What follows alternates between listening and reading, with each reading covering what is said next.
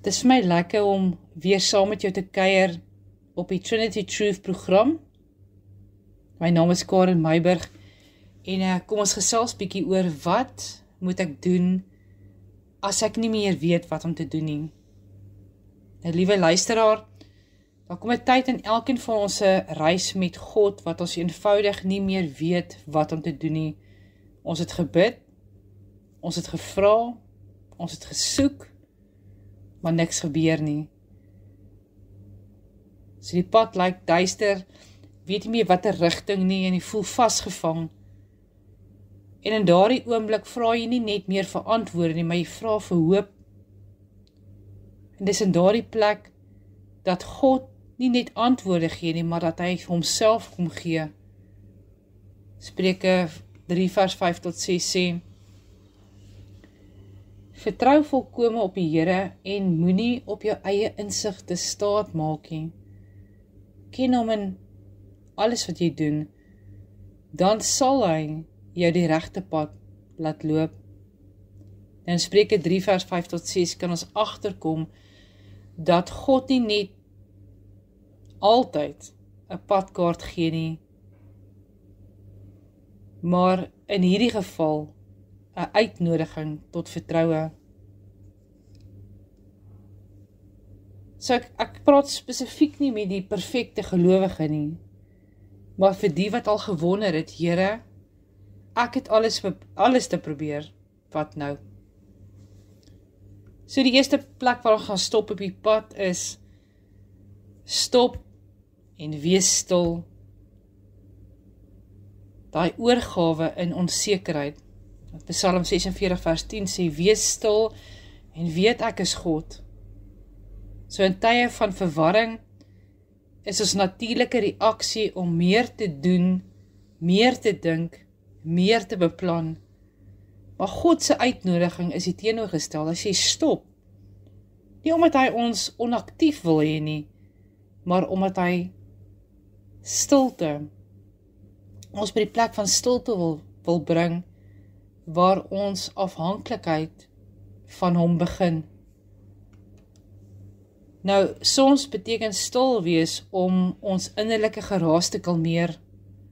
Daai ding van, raak rustig, haal net diep asem. Daai stemme van vrees om dit stil te maak, of daai najaag van prestasie, of daai selfkritiek. So in daardie stilte begin ons leer dat God nie net 'n oplossing aanbied nie, maar homself, soos wat ek nou gesê het. En moenie stilte as 'n afwesigheid van deurbrake sien nie, maar eerder as 'n plek van God se teenwoordigheid. Daar so 'n sê ding van regroup net bietjie weer. Kom net bietjie weer uit by die waarheid. God is alomteenwoordig. Hy weet van ons. En ek wil jou aanmoedig om 'n ritme of 'n gewoonte van stilte te skep in jou lewe. Daai geestelike gewoonte waar God kan praat sonder dat ons hom onderbreek. Psalm 46 vers 10 sê, wees stil en weet, ek is die Here.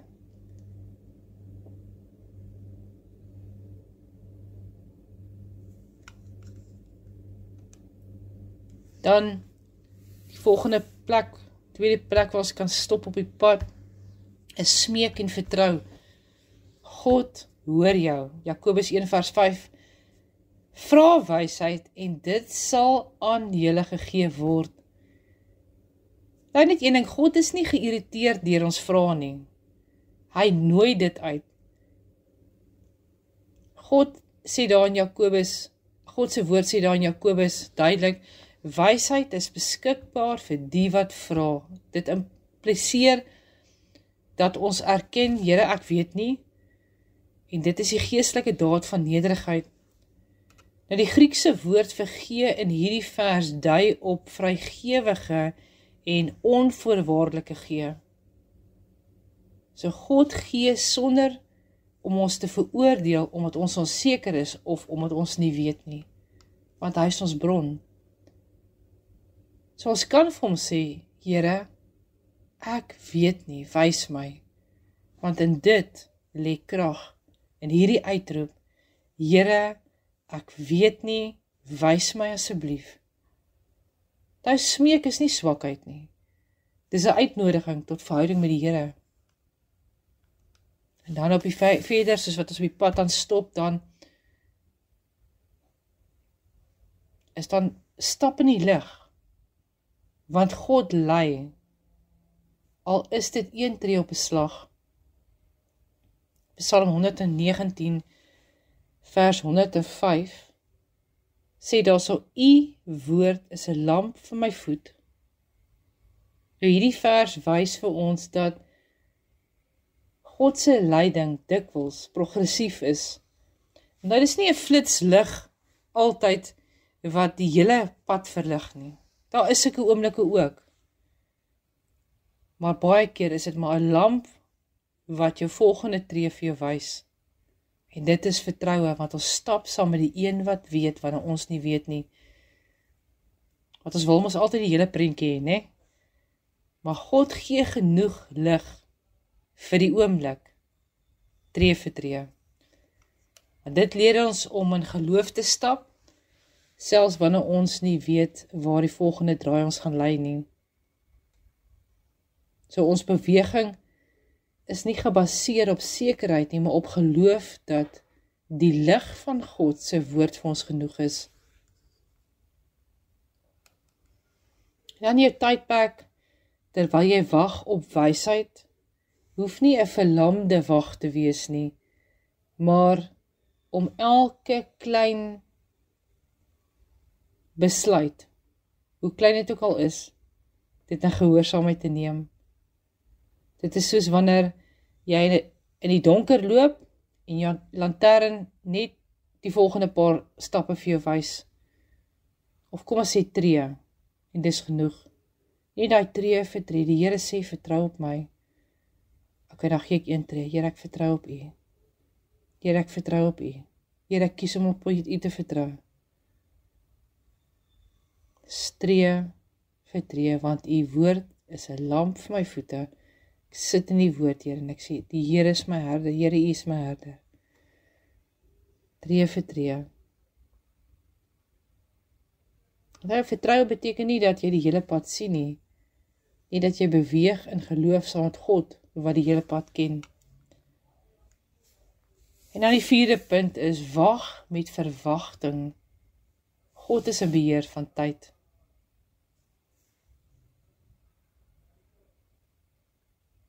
Nou, wag is nie tydmors nie.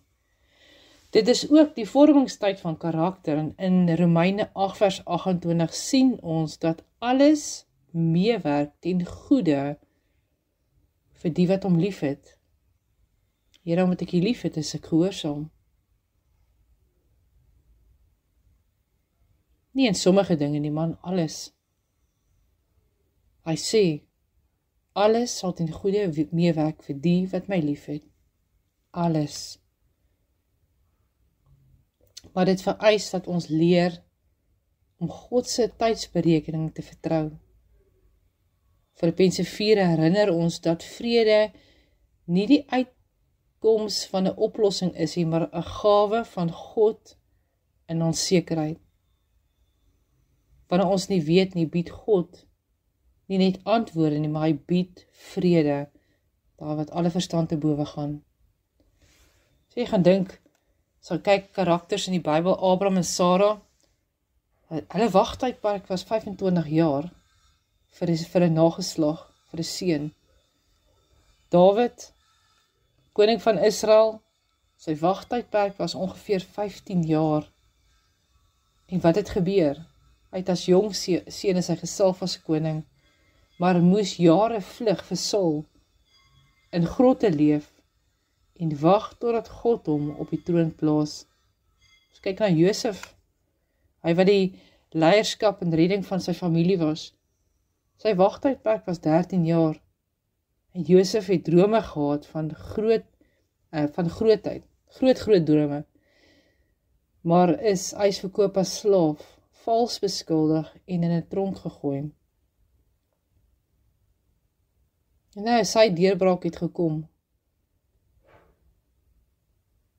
toe hy die regterhand van die koning van Egipte geword het, en sy familie red van hongersnood, met die wysheid wat die Here vir hom gegee het. Hanna, kyk, haar wagtydwerk was jare van kinderloosheid, en Hanna het gesmeek en gewag, en toe gee God vir haar Samuel, wat 'n profeet en 'n leier van Israel sou word. So kyk aan Jakob, sy wagtydperk was 14 jaar van diens, voordat hy met Rachel, sy vrou, kon trou. So die proses van wag is dikwels die plek van 'n karaktervorming, soos wat ek nou gesê het. Kyk net daarvan, bietjie stil staan al by Psalm 42 vers 1, wat hier beskryf die wildsbok in droogte. Dit symboliseer ons geestelike dorstyd en hoe God ons op soek hou van die lewende water. Dis een van die mees beeldryke en hartroerende momente in psalms. Hoor jy so net, wat doen dit in jou siel as jy die woord hoor, soos 'n wildbok, smag na waterstrome, so smag my siel na U, o God. Kom ons ontleed dit bietjie, die wildsbok in droogte, ons siel se skree na lewe. Nou stel jy voor, jy's in daai omgewing van 'n dorre landskap, en die grond is gekraak van die hitte, het jy dit al gesien? Die wind roer, stof, en die son brand genadeloos, hy piets vir jou. En soos wat jy om jou kyk, is daar geen skade weer nie, geen water nie, net leegheid. So daar en daar die wreedheid van die natuur, strompel 'n wildsbok, uitgeput, dors, desperaat. Hy soek nie net water vir verfrissing nie, hy soek dit om te oorleef, dis crucial, soos wat die Engels sal sê. En soos daardie wildsbok, so smag die siel van 'n gelowige in geestelike droogte. Dis nie 'n ligte honger nie. Dis 'n ligte dors nie, dit is 'n essensiële dors. Dis 'n diep roep van binne af. Here, as U nie hier is nie, wat bly oor vir my? So dors my siel na U.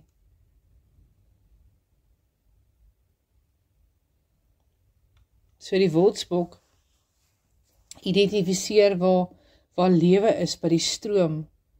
So erken die siel dat ons geen ander bron, sukses of mense of self godsdienstige gewoontetjies, geen van dit kan inneem die plek van die lewende water. Psalm 42 is nie net 'n klagte nie, dis 'n hinkering, 'n hinkering wat ons pyn transformeer in gebed.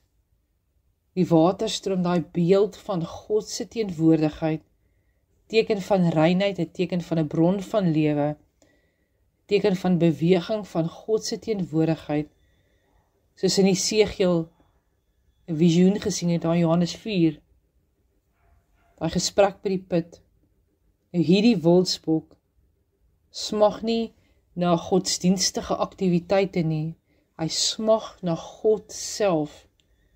Dis 'n gebed wat sê, ek wil nie net U seën nie, maar my hart verlang na U, my hart verlang na U.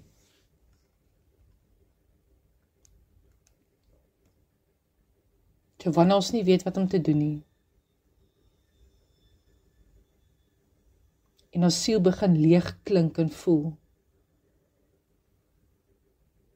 is daai pyn nie net 'n teken van verwerping nie, maar is dit vir ons 'n uitnodiging van die ware smag na U. Wanneer jy dors is vir God, is dit 'n teken dat jou siel nog leef. Wanneer jy smag na God, is jy nie ver van herstel af nie, jy is op die punt van oorgawe. Die wildsbok In droogte, loop nie weg van die stroom af, jy beweeg nader, al is dit stadig, al is hy hoe moeg. So word geloof gebore in die dorre plekke. So ek weet nie waar is jy nie, miskien is jy student wat nie weet wat 'n rigting om te swat nie, of jy wil dalk opskop, maar jy wil jou maale nie teleurstel nie. Of dalk is jy 'n ma wat wag vir genesing, en nie seker is, gaan hierdie gebed beantwoord word nie. Dalk is jy 'n gelowige wat voel, jy het jou roeping verloor.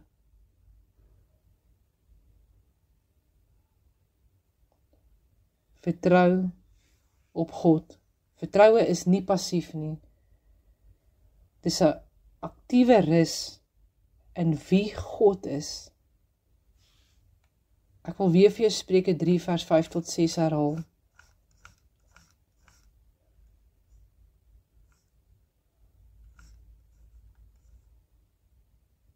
Vertrou volkome op die Here en moenie op jou eie insigte staat maak nie.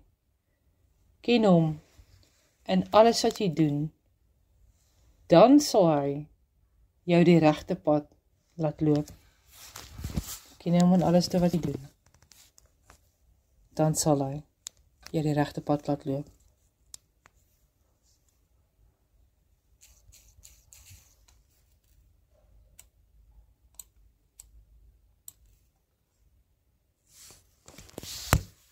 So ek moedig jou aan om nie te wag vir duidelikheid nie, maar om in die lig van God se woord te leef. Baie keer is ons omstandighede so oorweldigend, dat ons vergeet eintlik waarna ons siel hinker, na die vrede en die lewende water van God, wat sy woord sê, soek allereers my koninkryk, geregtigheid, en ek sal vir jou alles te byvoeg.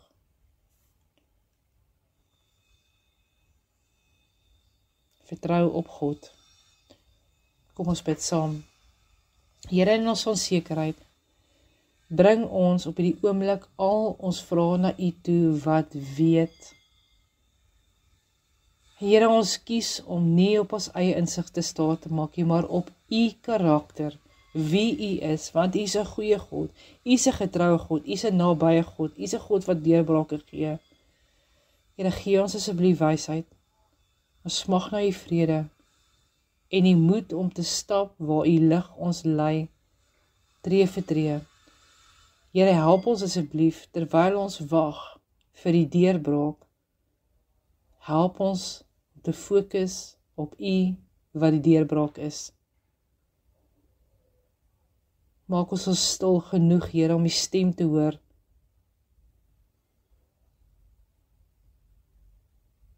Dankie, Here, U verwag nie van ons om antwoorde te hê nie, maar net om uit te roep na U. Here, ek weet nie, maar ek kan bid U en ek vertrou U wat weet. In die naam van Jesus Christus. Amen. Liewe luisteraars, as jy wil kontak maak met Trinity True Foundation, kan jy ons skakel by 0633 78 4